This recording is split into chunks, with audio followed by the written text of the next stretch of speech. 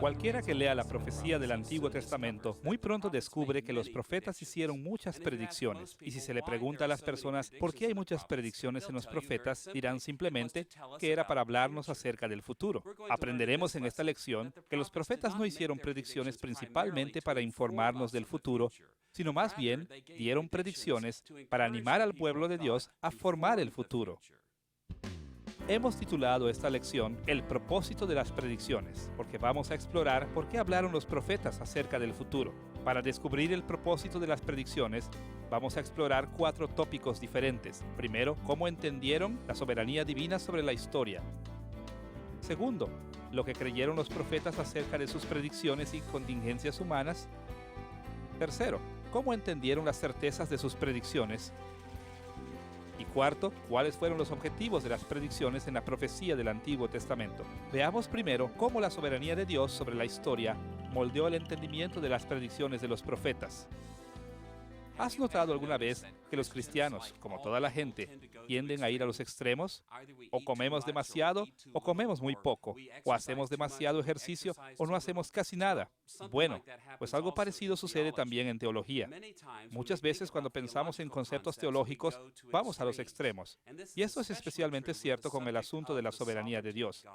Encontramos algunos cristianos que enfatizan la soberanía de Dios sobre la historia hasta el punto que excluyen la realidad de la responsabilidad humana. Y después, encontramos personas que enfatizan la importancia de la elección humana y la responsabilidad humana al punto de negar la soberanía de Dios. Hay demasiada confusión en la iglesia sobre estos tipos de conceptos que debemos detenernos por un momento para ver el punto de vista de la Biblia en cuanto a la soberanía de Dios y la responsabilidad humana. La doctrina bíblica acerca de la soberanía de Dios proporciona un antecedente esencial para entender las formas en que los profetas predijeron el futuro. Hay muchas maneras en las cuales podemos abordar el asunto de la soberanía de Dios, pero vamos a echar un vistazo a 2 temas teológicos tradicionales. Primero, la inmutabilidad de Dios y segundo, la providencia de Dios. Veamos primero lo que dice la Biblia acerca de la inmutabilidad divina. Dicho simplemente, la doctrina de la inmutabilidad enseña que Dios es inmutable. Ahora, debemos tener cuidado cuando hablamos de esta manera, porque Dios no es inmutable o incambiante de cualquier manera que podamos imaginarnos. Por muchos siglos, la teología sistemática tradicional ha sido cuidadosa al identificar modos específicos en los que Dios no cambia. De hecho, hay solamente 3 maneras principales en las que se puede hablar de Dios como inmutable. En primer lugar, el carácter de Dios no cambia. Dios siempre es amoroso, siempre es justo, siempre sabe todas las cosas, siempre es todopoderoso, siempre está presente en todo lugar. Los atributos de Dios nunca varían con el tiempo. Esto es lo que quería decir el escritor de Hebreos cuando escribió en Hebreos capítulo 13, versículo 8. Jesucristo es el mismo ayer, hoy y por los siglos. Dios no puede convertirse en algo diferente de lo que Él es. Él puede contar con su carácter para permanecer el mismo porque sus atributos son inmutables. Hay otro sentido en el que Dios es inmutable, además de su carácter o atributos. Esa inmutabilidad tiene que ver con las promesas de su pacto. Cuando Dios hace un voto en un pacto, permanece válido por siempre y nunca será roto. Una vez más, el escritor de Hebreos resume notablemente la enseñanza de las Escrituras sobre este asunto. En Hebreos capítulo 6, versículos 16 y 17, leemos estas palabras. Porque los hombres ciertamente juran por uno mayor que ellos, y para ellos, el fin de toda controversia es el juramento para confirmación. Por lo cual, queriendo Dios mostrar más abundantemente a los herederos de la promesa la inmutabilidad de su consejo, interpuso juramento. Como aclara este pasaje, cuando Dios toma un juramento en un pacto, podemos estar seguros de que no va a variar de lo que dijo. Una tercera forma en la que la Escritura nos enseña que Dios es inmutable es con relación a su consejo eterno o su plan eterno para el universo. Aunque algunos grupos de cristianos fallan en ver esta enseñanza en la Escritura, todo lo que decimos en esta lección se basa en la creencia de que Dios tiene un plan que no cambia y que este plan gobierna toda la historia. Ayuda a resumir esa doctrina de un modo tradicional al referirse a la Confesión de Fe de Westminster. En la Confesión de Fe de Westminster, capítulo 3, párrafo 1, leemos estas palabras acerca del plan eterno de Dios. Dios, desde la eternidad, por el sabio y santo consejo de su voluntad, ordenó libre e inalterablemente todo lo que sucede. Esta declaración confesional expresa la soberanía de Dios de una manera muy clara.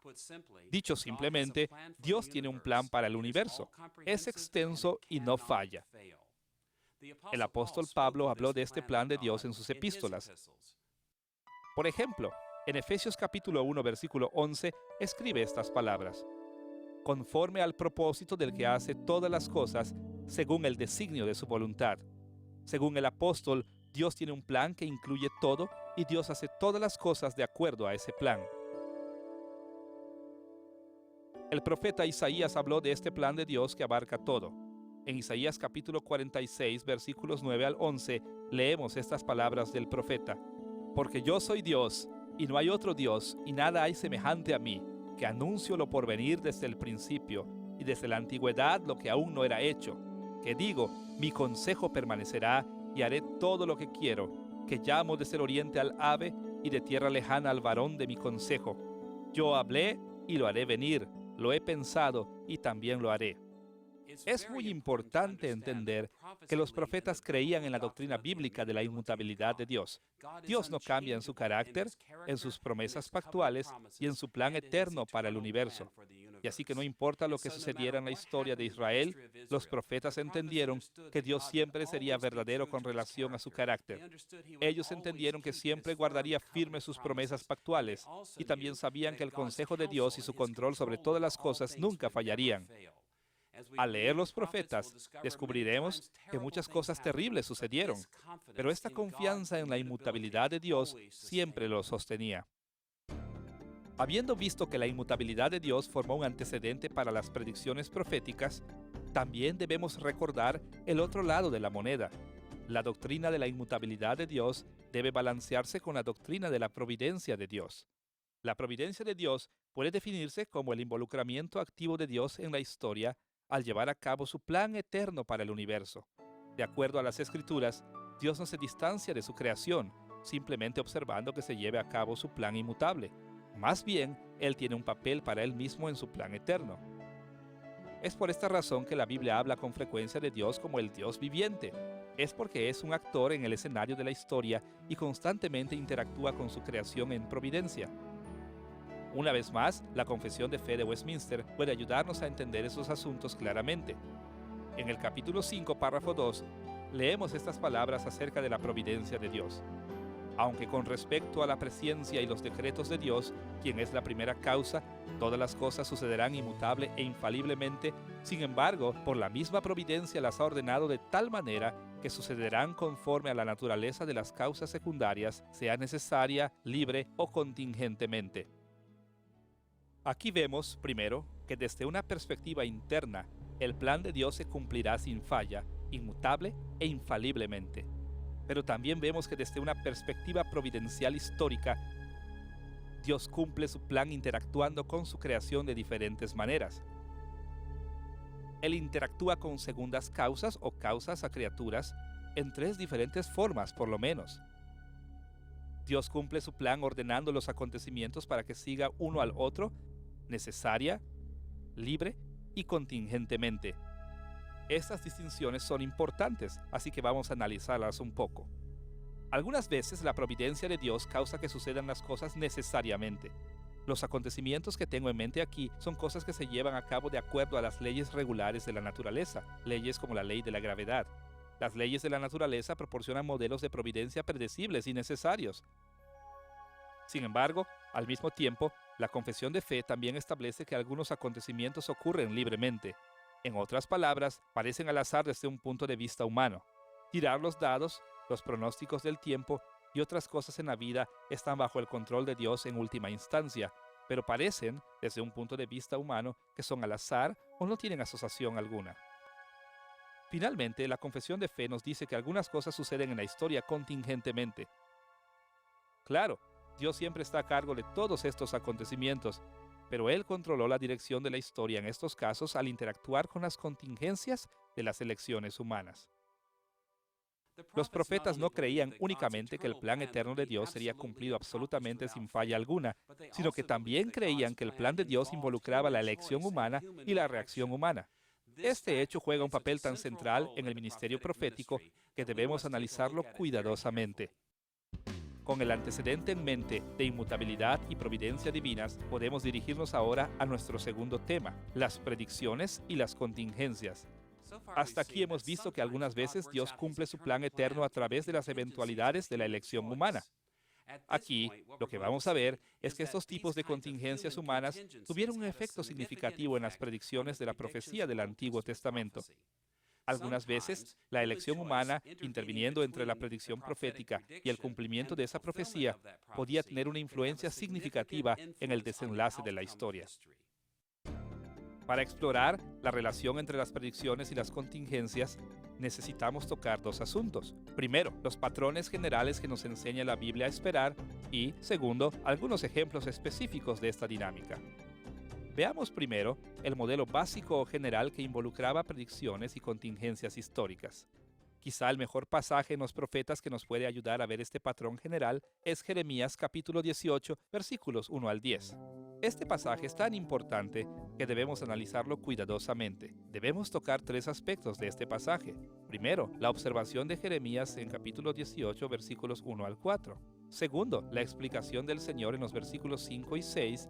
Y tercero, la elaboración del Señor en los versículos 7 al 10.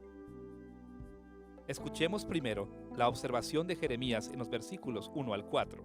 Palabra de Jehová que vino a Jeremías diciendo: Levántate y vete a casa del alfarero, y allí te haré oír mis palabras. Y descendí a casa del alfarero, y he aquí que él trabajaba sobre la rueda, y la vasija de barro que él hacía se echó a perder en su mano. Y volvió y la hizo otra vasija, según le pareció mejor hacerla.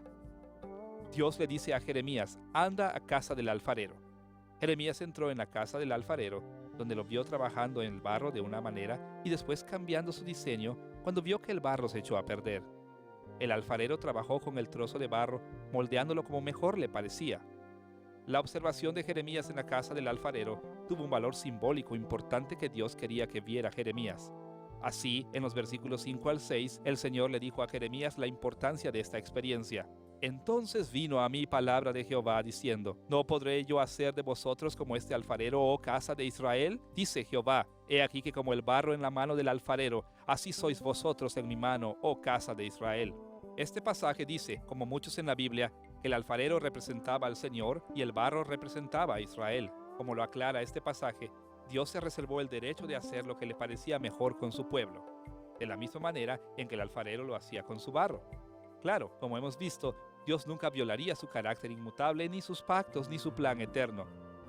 Sin embargo, dentro de estos parámetros, Dios es libre de variar las formas en que maneja a su pueblo. Teniendo en mente la observación del alfarero, y después con la explicación de Dios, estamos en posición de ver cómo trabajó Dios en este acontecimiento. En pocas palabras, Dios aplicó esta analogía del alfarero y del barro a predicciones proféticas. En primer lugar, Dios mencionó predicciones de juicio en los versículos 7 y 8.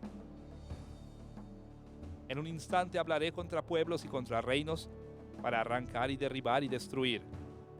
Pero si esos pueblos se convierten de su maldad contra la cual hablé, yo me arrepentiré del mal que había pensado hacerles. Nótese la manera en la que Dios describe la situación. Él dice que puede anunciar juicio en cualquier momento a cualquier nación. Sin embargo, si interviene una eventualidad histórica de arrepentimiento, entonces Dios puede ceder. Puede ser que no se cumpla lo que se predijo. En pocas palabras, la contingencia histórica de la elección humana podía hacer una gran diferencia en la manera en que Dios cumplía una profecía de juicio. Ahora, para mostrar que este principio se aplicaba también a otros tipos de predicciones, Dios habló de predicciones de bendiciones en los versículos 9 hasta el 10. Y en un instante hablaré de la gente y del reino, para edificar y para plantar. Pero si hiciere lo malo delante de mis ojos, no oyendo mi voz, me arrepentiré del bien que había determinado hacerle. Nótese la situación paralela. Dios dijo que podría anunciar la bendición de seguridad y prosperidad en cualquier tiempo y a cualquier nación. Aunque si hay una contingencia histórica interpuesta de rebelión y desobediencia, entonces el resultado puede ser que Dios pueda ceder y no hacer el bien que se había propuesto. Jeremías 18 nos enseña un principio que debemos estar listos para aplicar a cada profecía bíblica. Dios le dijo a Jeremías que él era libre de reaccionar a los modos en que respondían los seres humanos a las amenazas de juicios y ofrecimientos de bendiciones. Al echar un vistazo a la profecía bíblica, descubriremos que Dios siempre observaba para ver cómo reaccionaría su pueblo a la palabra profética y después determinaba qué hacer en el futuro de ellos. Ahora que hemos visto el principio general de predicciones y eventualidades, sería bueno ver algunos ejemplos de este principio en acción. Hay un sinfín de ejemplos en la Biblia cuando la eventualidad de la elección humana hizo una gran diferencia en el cumplimiento de las profecías. Veamos solamente dos ejemplos de las muchas veces que aparece esta dinámica. Primero, una predicción por el profeta Semaías y después la predicción de Jonás. Veamos primero la predicción de Semaías. En 2 de Crónicas, capítulo 12, versículo 5, leemos el anuncio de juicio de Semaías. Entonces vino el profeta Semaías a Roboam y a los príncipes de Judá que estaban reunidos en Jerusalén por causa de Sisac, y les dijo: Así ha dicho Jehová, vosotros me habéis dejado, y yo también os he dejado en manos de Sisac. Nota que Semaías no ofreció condición explícita alguna para esta profecía. Para la gente que desconoce los ministerios de los profetas, suena como si Semaías reveló un decreto inmutable, eterno de Dios. Pero Roboam y los líderes de Judá sabían bien. Ellos esperaban que estas palabras fueran solamente una advertencia de parte de Dios, una advertencia de lo que Dios iba a hacer si ellos no se arrepentían. Así que encontramos en el capítulo 12, versículo 6 estas palabras: Y los príncipes de Israel y el rey se humillaron y dijeron: Justo es Jehová. Cuando Roboam y los líderes de Judá escucharon la profecía de juicio, ellos supieron qué hacer. Ellos tenían que clamar a Dios en arrepentimiento con fe, buscando su misericordia.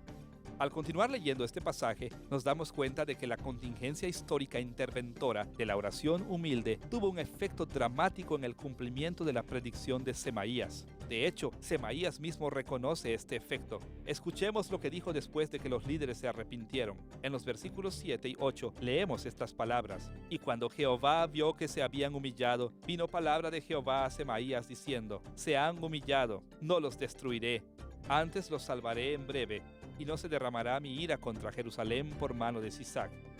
Pero serán sus siervos, para que sepan lo que es servirme a mí y qué es servir a los reinos de las naciones. Este pasaje aclara que el ministerio de Semaías era similar al de los predicadores hoy en día. Él advertía el juicio que estaba por venir, no tanto para condenar a la gente a perdición eterna, sino para que la gente escuchara esta advertencia, se arrepintiera y después recibiera la gracia de Dios. Así que vemos que la reacción humana de la oración hizo una diferencia importante en la manera en que sería cumplida la profecía de Semaías.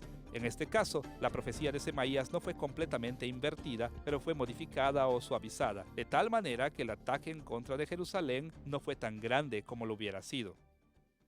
Un segundo ejemplo de la influencia de las reacciones humanas a las predicciones aparece en el libro de Jonás. Ahora, la historia de Jonás es muy familiar para nosotros. Sabemos que Dios envió a Jonás a la ciudad de Nínive para anunciar el juicio que estaba por venir. En Jonás capítulo 3, versículo 4, esto es lo que dice Jonás: De aquí a 40 días, Nínive será destruida. ¿Qué podría ser más simple que esta profecía? Jonás anunció que la ciudad de Nínive tenía solamente 40 días más antes de ser destruida. No había sí alguno, no había y alguno, y no había pero alguno. ¿Y qué pasó? El resto del capítulo nos lo dice. El rey de Nínive y el pueblo, junto con sus animales, se vistieron de cilicio en arrepentimiento de sus pecados. El rey anunció en el capítulo 3, en el versículo 7, Hombres y animales, bueyes y ovejas, no gusten cosa alguna, no se les dé alimento ni beban agua, sino cúbranse de cilicio, hombre y animales, y clamen a Dios fuertemente, y conviértase cada uno de su mal camino, de la rapiña que hay en sus manos. ¿Quién sabe si se volverá y se arrepentirá Dios, y se apartará del ardor de su ira, y no pereceremos? Dicho simplemente, se llevó a cabo una contingencia histórica interpuesta de arrepentimiento antes de que se cumpliera la profecía. La gente se humilló en arrepentimiento ante el Señor. ¿Y cuál fue el resultado de esta contingencia histórica? En el capítulo 3, versículo 10 leemos estas palabras: Y vio Dios lo que hicieron, que se convirtieron de su mal camino, y se arrepintió del mal que había dicho que les haría, y no lo hizo. El cumplimiento de la predicción de Jonás fue influenciado tremendamente por el arrepentimiento de Nínive. Más tarde, él se queja con el Señor de esta manera en el capítulo 4, versículo 2. Sabía yo que tú eres Dios clemente y piadoso, tardo en enojarte y de grande misericordia y que te arrepientes del mal. Aun cuando dio su predicción, Jonás sabía que había la posibilidad de que Dios no destruyera la ciudad. De hecho, no fue hasta 100 años después que Nínive fue destruida por los babilonios. Del principio general de Jeremías 18 y estos dos ejemplos específicos, vemos que muchas veces la eventualidad de la elección humana influyó en el modo en que se cumplieron las profecías. Algunas veces Dios reservó un juicio o una bendición. Algunas veces debilitaba una bendición o aún disminuía un juicio. Y otras veces aumentaría los juicios o aumentaría las bendiciones, dependiendo en cómo respondían los seres humanos a la palabra profética. Ahora que hemos visto que las eventualidades históricas pueden influir en el cumplimiento de las predicciones, debemos dirigirnos al siguiente tema. ¿Qué certeza o confianza podían tener los creyentes del Antiguo Testamento cuando escuchaban una predicción? ¿Cuán confiados podían estar que Dios cumpliría las predicciones que habían hecho los profetas? Para responder esta pregunta, nos ayudará a recordar los tipos de predicciones que encontramos en la profecía del Antiguo Testamento. Como hemos visto en lecciones anteriores, un eje en el que podemos situar las predicciones del Antiguo Testamento es su variación entre las bendiciones y los juicios pactuales. Las predicciones proféticas pueden clasificarse como las bendiciones anunciadas por Dios en la naturaleza y en la guerra, y sus juicios en la naturaleza y en la guerra. Hemos visto también otro eje organizacional en lecciones previas. Todas las predicciones proféticas caen en algún lugar dentro del rango de juicios y bendiciones mayores o menores. Recordarás que muchos tipos de bendiciones pequeñas y juicios pequeños fueron anunciados por los profetas, pero el juicio más grande fue la amenaza del exilio y la bendición más grande fue la restauración después del exilio.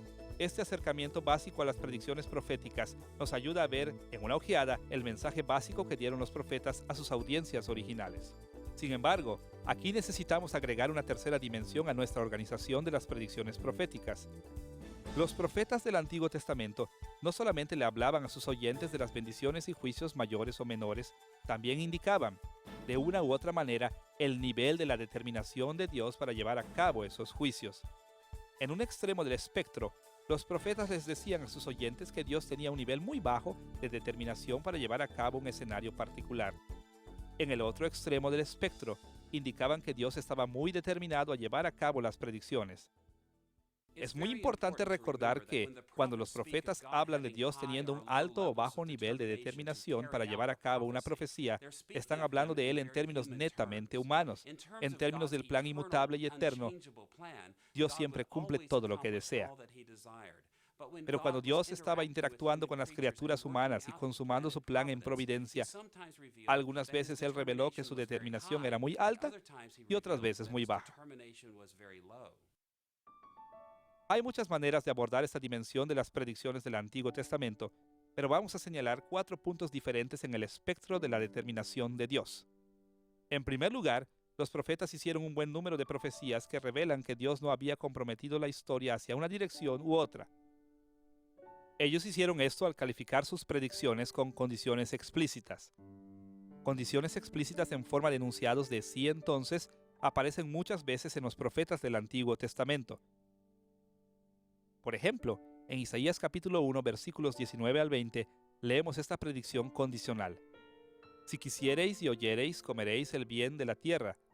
Si no quisiereis y fuereis rebeldes, seréis consumidos a espada, porque la boca de Jehová lo ha dicho. En este pasaje, el profeta Isaías hace claro que el pueblo de Dios tenía una opción.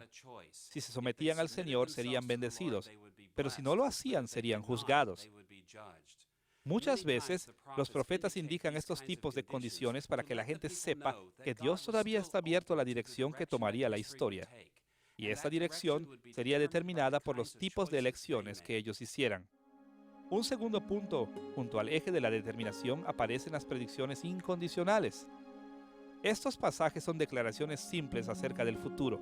No aparecen condiciones explícitas en ellas. En tales casos, los profetas revelaron que en ese momento Dios estaba más determinado a tomar el futuro en una dirección en particular.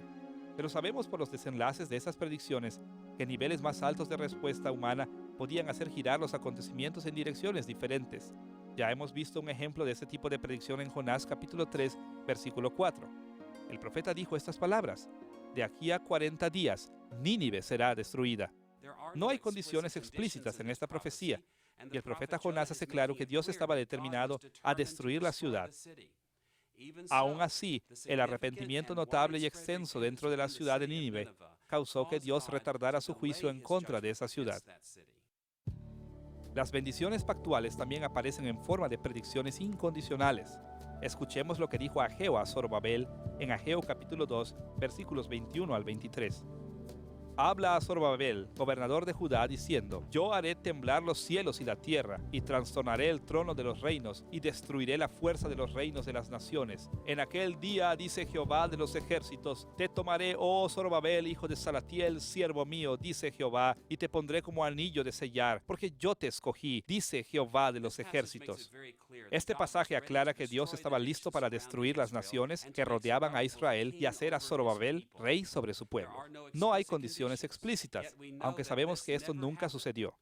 Zorobabel nunca llegó a ser rey sobre el pueblo de Dios, y las naciones que rodeaban a Israel no fueron destruidas. ¿Por qué fue así? Fue porque la comunidad posexílica falló a su obediencia al Señor, y esta contingencia humana tuvo un efecto en la manera en que se cumplió la profecía. Aunque algunas predicciones representan a Dios abierto a muchas posibilidades, los profetas del Antiguo Testamento también indicaron algunas veces que Dios tenía un grado de determinación más alto para llevar los acontecimientos hacia una dirección en particular. Al mostrar que Dios confirmaba ciertas predicciones, ellos comunicaban la determinación más alta de Dios. Hay dos maneras principales en las que los profetas del Antiguo Testamento confirmaron sus predicciones. Primero, Dios indicaba su determinación más alta con palabras. Segundo, Él mostraba sus intenciones con señales. Veamos primero las confirmaciones verbales que Dios ofrecía a su pueblo. Uno de los mejores ejemplos de confirmación verbal aparece en el primer capítulo de Amós. Escuchemos lo que dice el profeta Amós en el capítulo 1, versículo 3 de su libro. Por 3 pecados de Damasco, y por el cuarto no revocaré su castigo. Las palabras no revocaré su castigo forman un rasgo repetido de las predicciones de este capítulo. ¿Por qué repitió Dios este enunciado una y otra vez? Él quería comunicar que tenía un alto nivel de determinación para llevar a cabo estos juicios. Pero quería decir esta confirmación que no había manera de evitar el juicio de Dios. El profeta hizo claro que el arrepentimiento sincero y total todavía podía apartar la ira de Dios. Escuchemos lo que dijo el Señor en Amós capítulo 5, versículos 4 y 6. Pero así dice Jehová a la casa de Israel: buscadme y viviréis, buscad a Jehová y vivid, no sea que acometa como fuego a la casa de José y la consuma sin haber en Betel quien lo apague. Amós capítulo 1 y 2 muestra que Dios estaba altamente determinado a enviar su fuego de ira aún contra la casa de Israel. Pero este pasaje demuestra que el arrepentimiento sincero y extenso todavía puede tener un efecto sobre la ira de Dios. Muchos pasajes en la profecía del Antiguo Testamento son como este. Los profetas indican cuán altamente determinado está Dios al usar palabras para confirmar su determinación. Hicieron esto con el fin de motivar a sus oyentes a buscar seriamente a Dios y arrepentirse sinceramente. Los profetas no solamente agregaron confirmaciones verbales de la determinación elevada de Dios, sino también revelaron niveles altos de intención divina al conectar sus predicciones con señales. Por todo el Antiguo Testamento encontramos que los profetas realizaron varias señales y acciones simbólicas para hacer claro que Dios tenía niveles muy altos de determinación para hacer ciertas cosas. Cuando una señal acompañaba una profecía, mostraba que Dios estaba determinado a llevar a cabo lo que había dicho el profeta. Un ejemplo muy claro de esta práctica aparece en Isaías capítulo 7. Recordarás que Isaías advirtió a Acaz que debería confiar en Dios en tanto que los sirios y los israelitas estaban viniendo contra él. Pero Acaz se rehusó y Dios le dijo esto en Isaías capítulo 7, versículo 11. Pide para ti señal de Jehová tu Dios, demandándola ya sea de abajo en lo profundo o de arriba en lo alto. Isaías ofreció una confirmación de que Dios lo cuidaría, pero en hipocresía Acaz la rechazó. Así que Dios dio una señal, pero en lugar de dar una señal de salvación, se convirtió en una señal de condenación. Así que vemos que los profetas no solamente dieron predicciones condicionales y predicciones incondicionales, sino que también confirmaron muchas de sus profecías con palabras y señales para revelar que Dios tenía un alto nivel de determinación para ir en una dirección en particular. Un cuarto tipo de predicción revela que Dios estaba completamente determinado a llevar a cabo lo que había dicho por medio de los profetas. Estos tipos de predicciones toman la forma de votos divinos. Con frecuencia, las palabras de los profetas anunciaban simplemente que Dios había jurado hacer algo. Por ejemplo, en Amós capítulo 4, versículo 2, Dios toma un voto que las mujeres ricas de Samaria serían llevadas por sus enemigos. Escucha cómo lo puso el profeta. Jehová el Señor juró por su santidad. He aquí vienen sobre vosotras días en que os llevarán con ganchos. Otra fórmula para jurar aparece en Ezequiel capítulo 5, versículo 11. Allí leemos estas palabras. Por tanto, vivo yo, dice Jehová el Señor, ciertamente por haber profanado mi santuario con todas tus abominaciones, te quebrantaré yo también. Mi ojo no perdonará, ni tampoco tendré yo misericordia. Cuando Dios agrega un voto a una predicción profética, eleva esa predicción al nivel de ser una certeza del pacto. Dios hizo votos en sus pactos que llevaría a cabo todo lo que había dicho que iba a hacer. Cuando los profetas agregaron un juramento divino a una predicción, indicaban que Dios está absolutamente determinado a llevar a cabo lo que había dicho que iba a hacer. Ahora, en tanto que es verdad que Dios estuvo completamente determinado para llevar a cabo las predicciones calificadas por juramentos, debemos ver que todavía hay alguna latitud para que Dios reaccione de alguna manera en las contingencias históricas que sucedían en el interín. Frecuentemente la pregunta de cuándo permanece en la balanza. El tiempo puede ser influenciado por las reacciones de la gente que escuchan una predicción. Segundo, precisamente quien experimentará la predicción frecuentemente permanecerá flexible. Y tercero, los medios por los que se llevará a cabo una predicción con frecuencia se dejan sin especificación. Y cuarto, el grado en el que se cumplirá una predicción siempre queda como una pregunta abierta. Consideremos el juramento de juicio que se encuentra en Amós capítulo 6, versículo 8. Jehová el Señor juró por sí mismo. Jehová Dios de los ejércitos ha dicho, abomino la altivez de Jacob y aborrezco sus palacios, y entregaré al enemigo la ciudad y cuanto hay en ella. Aunque antes en su libro Amós dejó la posibilidad de escape, era claro ahora que Amós condenó a Samaria a la destrucción total. Aunque es evidente también que ese juramento no contesta preguntas que aún permanecen abiertas, tales como ¿cuándo? ¿Sucederá esta destrucción pronto o se pospondrá? Sigue quedando abierto el quién o qué gente precisamente morirá o será exiliada. Y no está especificado por qué medios precisos Dios destruirá. Y de hecho, hasta qué grado la destrucción que debe llevarse a cabo está abierta también. Esas preguntas permanecen para ser contestadas a la luz de las reacciones que tuvieron los israelitas. Sus oraciones y arrepentimiento, su rebelión y desafío, pudieron hacer tremendas diferencias en el cumplimiento de esta predicción. Una situación similar fue cierta para los juramentos divinos de bendición. Por ejemplo, en Isaías 62, en el versículo 8, leemos este juramento para aquellos que regresaron del exilio. Juró Jehová por su mano derecha y por su poderoso brazo, que jamás daré tu trigo por comida a tus enemigos, ni beberán los extraños el vino que es fruto de tu trabajo. Es claro en este pasaje que Dios juró traer a su pueblo de regreso a la tierra prometida, de tal manera que la gente pudiera estar segura que esa predicción se llevaría a cabo. Sin embargo, hubo preguntas que permanecieron. ¿Cuándo haría Dios esto? ¿Quiénes serían traídos de regreso a la tierra? ¿Por qué medio se lograría esta restauración? ¿Y hasta qué grado se llevaría a cabo esta restauración? En las profecías con promesas, estos tipos de preguntas siempre permanecen abiertas. Así que vemos que los profetas del Antiguo Testamento indicaban que Dios tuvo diferentes grados de determinación para dirigir el futuro de una u otra manera. Algunas profecías eran explícitas, otras implícitas. Otras fueron confirmadas por palabras y señales. Y finalmente, algunas predicciones fueron aseguradas por promesas divinas. En tanto estudiamos las predicciones de los profetas del Antiguo Testamento, siempre es importante recordar la conexión entre las predicciones y las contingencias históricas que se daban en ese momento. Dios tuvo varios niveles de determinación para llevar a cabo lo que dijeron los profetas, y estaríamos en gran desventaja si no recordamos estos diversos niveles de determinación. Ahora que hemos visto cómo entendían los profetas la seguridad de sus predicciones, estamos en posición de discernir los objetivos de las predicciones proféticas. ¿Por qué hicieron predicciones los profetas? ¿Cuáles fueron sus propósitos? Para contestar esta pregunta, necesitamos tocar, primero, las perspectivas populares y segundo, las perspectivas correctas en el propósito de las predicciones. Veamos primero un concepto erróneo muy difundido del propósito de las predicciones del Antiguo Testamento. Si hay un punto de vista predominante del propósito de las predicciones en el Antiguo Testamento, se puede resumir en la palabra pronosticación. Como sabemos, cuando los profesionales médicos hablan de un pronóstico, nos están diciendo lo que piensan acerca del desenlace de una enfermedad o cómo puede ser en el futuro una condición. De manera similar, esto es lo que muchos cristianos entienden de los profetas. Creen que los profetas simplemente predecían el futuro, predecían las cosas que iban a suceder.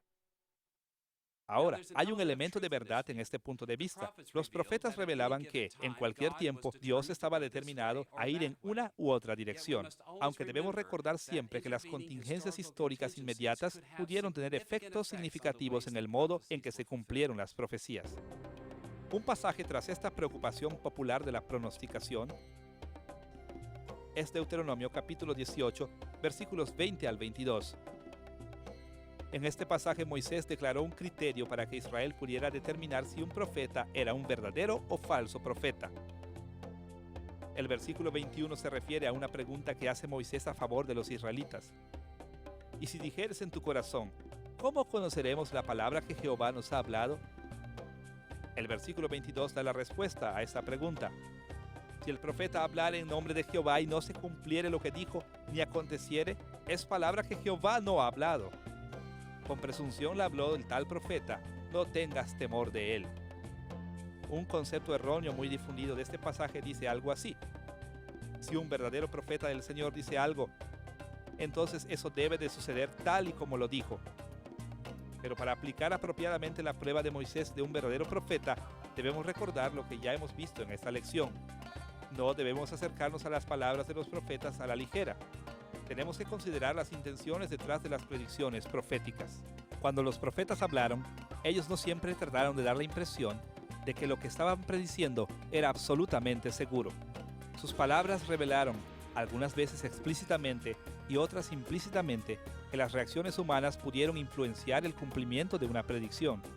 Así que, cuando aplicamos la prueba de Moisés de los profetas, siempre nos tenemos que preguntar no solamente lo que dijo el profeta explícitamente, sino también qué condiciones implícitas se aplican a sus predicciones. Moisés e Israel sabían que esto era cierto en la profecía. Ellos sabían que solamente las promesas divinas daban por un hecho la seguridad de un acontecimiento futuro. También sabían que, cuando los profetas hablaban de juicio, generalmente los profetas no condenaban a juicio, sino simplemente advertían de juicio. Ellos entendieron que a menos que los profetas indicaran que una promesa divina se había hecho, ellos no prometían bendición, sino ofrecían bendición. En estos casos, las pruebas de Moisés pudieron ser calificadas por la ocurrencia de contingencias históricas significativas que intervenían. En otras palabras, en tanto que algunas reacciones humanas no afectaran el proceso, entonces las pruebas de Moisés podrían aplicarse fácilmente. De otra manera, la posibilidad de la respuesta de Dios tendría que ser un factor en el proceso. Los espectadores tendrían que hacerse la pregunta: ¿ocurrieron contingencias históricas significativas? Si es así, entonces las pruebas de Moisés deberían de ajustarse apropiadamente. Si es una concepción errónea pensar que la pronosticación fue el objetivo principal de la profecía, entonces, ¿cuál fue el propósito principal de las predicciones proféticas? Dicho simplemente, los profetas hablaban del futuro principalmente para motivar o activar a sus oyentes. Otra forma de decirlo es que no querían tanto informar a sus oyentes acerca del futuro, sino más bien activarlos para formar el futuro. Para entender esta perspectiva en las predicciones proféticas, ayudará el ver la forma en que los creyentes del Antiguo Testamento respondieron a las predicciones de los profetas. Primero, veremos que lo que llamamos la reacción ¿quién sabe? Y después, en segundo lugar, veremos lo que llamaremos la reacción doble. Estas reacciones del pueblo de Dios nos ayudarán a ver estos objetivos de las predicciones proféticas con más claridad. En primer lugar, debemos ver la reacción ¿quién sabe? En 3 ocasiones en el Antiguo Testamento, cuando la gente escuchó una predicción profética, tuvieron una reacción que pudiera parecer extraña para nosotros. En lugar de decir, bueno, ahora ya sabemos lo que depara el futuro, ellos dijeron, ¿quién sabe? O como decían en hebreo, meodaya. Esta reacción de ¿quién sabe? Se llevó a cabo en 3 situaciones que valen la pena hacer notar. Primero, cuando Natán confrontó a David sobre su adulterio con Betsabé, le hizo esta predicción en 2 de Samuel capítulo 12, versículo 14. Mas por cuanto con este asunto hiciste blasfemar a los enemigos de Jehová, el hijo que te ha nacido ciertamente morirá. Natán predijo que el hijo de David moriría, y como nos damos cuenta, esto ocurrió.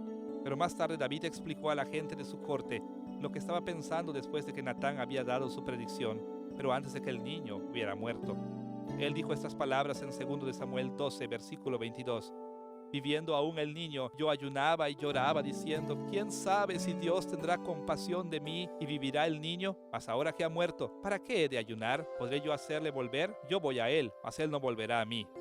En lugar de aceptar la palabra profética como inevitable, David todavía se preguntó si la predicción podría ser impedida por medio de la oración y el arrepentimiento. Sus esfuerzos no funcionaron porque su hijo de todas maneras murió, pero la actitud de David es clara. Hasta que el niño murió, David tenía una esperanza, la esperanza de ¿quién sabe? De manera similar, el profeta Jonás le dijo a la ciudad de Nínive que el juicio estaba por venir. En el capítulo 3, versículo 4 de su libro, leemos esta predicción. De aquí a 40 días Nínive será destruida. Una vez más, pudimos haber esperado que el pueblo de Nínive aceptara simplemente la predicción del profeta como inevitable, pero no lo hicieron. En lugar de esto, respondieron como David lo hizo. En Jonás capítulo 3, versículo 9, el rey de Nínive dijo, ¿quién sabe si se volverá y se arrepentirá Dios y se apartará del ardor de su ira y no pereceremos? En una tercera ocasión, la misma reacción a la profecía se lleva a cabo. En Joel capítulo 2, versículos 1 al 11, el profeta anunció que un juicio terrible estaba viniendo en contra de Jerusalén. Sin embargo, Joel animó a sus lectores a arrepentirse y a ayunar. Su razón para alentar el arrepentimiento y el ayuno se aclara en el capítulo 2, versículo 14. Allí leemos estas palabras. ¿Quién sabe si volverá y se arrepentirá y dejará bendición tras de él? Joel estaba convencido que, en tanto que su predicción no fuera cumplida completamente, era bueno que la gente buscara el perdón de Dios, porque nadie podía saber exactamente cómo reaccionaría Dios a la contingencia histórica. ¿Qué nos enseñan estas reacciones de quién sabe acerca de los creyentes del Antiguo Testamento? Los creyentes del Antiguo Testamento no pensaban que las predicciones proféticas sellaban sus destinos, sino más bien siempre creyeron que era posible que las eventualidades históricas, especialmente la eventualidad de la oración, tuvieran un efecto significativo en el modo en que se cumplían las profecías. La reacción de quién sabe nos guía a un entendimiento más amplio del objetivo de la profecía del Antiguo Testamento. Los profetas esperaban una reacción doble a sus predicciones. Por un lado, los profetas sabían que había una manera de asegurar que un juicio amenazante se llevara a cabo o fuera peor. Esto era ignorar la advertencia de una predicción y permanecer en rebelión en contra de Dios. Al mismo tiempo, cuando los profetas anunciaron que Dios había decidido enviar un juicio de pacto en contra de su pueblo, ellos querían que la gente se dirigiera a Dios con la esperanza de que el juicio fuera eliminado. El arrepentimiento y confianza en Jehová era la única esperanza para evitar el juicio de Dios. Por otro lado, cuando los profetas daban oráculos de bendición, también querían incitar reacciones de sus lectores. Podían estar seguros que la rebelión flagrante en contra de Dios podía quitar la predicción de bendición y reemplazarla por juicio, pero una continua vida de fidelidad traería con seguridad la bendición prometida. Dicho simplemente, los profetas dieron sus predicciones de juicio y bendición para animar a sus oyentes a buscar evitar el juicio y acelerar las bendiciones de Dios por sus acciones. De esta manera, el objetivo de las predicciones proféticas no fue principalmente para pronosticar, sino para activar al pueblo de Dios al servicio del Señor. Así que hemos visto 4 tópicos en esta lección sobre el propósito de las predicciones. Primero, tocamos la soberanía divina sobre la historia. Después, las predicciones y contingencias. Tercero, vimos la seguridad de las predicciones y después, finalmente, los objetivos de las predicciones. Los conceptos que hemos tocado en esta lección son absolutamente esenciales para el entendimiento de la profecía del Antiguo Testamento. Los profetas del Antiguo Testamento no estaban tratando de hablar por adelantado acerca de la historia de tal manera que la gente pudiera saber simplemente qué iba a pasar en el futuro. Estaban activando al pueblo a buscar la misericordia de Dios de tal manera que pudieran evitar el juicio y encontrar las bendiciones de Dios. Al leer la profecía del Antiguo Testamento, debemos ser activados para buscar la bendición de Dios y también para evitar su juicio.